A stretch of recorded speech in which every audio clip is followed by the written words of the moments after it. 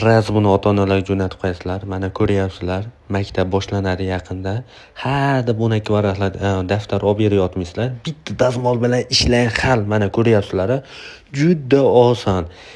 Bitta dazmolni olasizlar, shuni qizdirib olasizlar, bo'ldi. O'sha daftari to'ladi, tashib yorib, yoqib yorishga shoshilmanglar.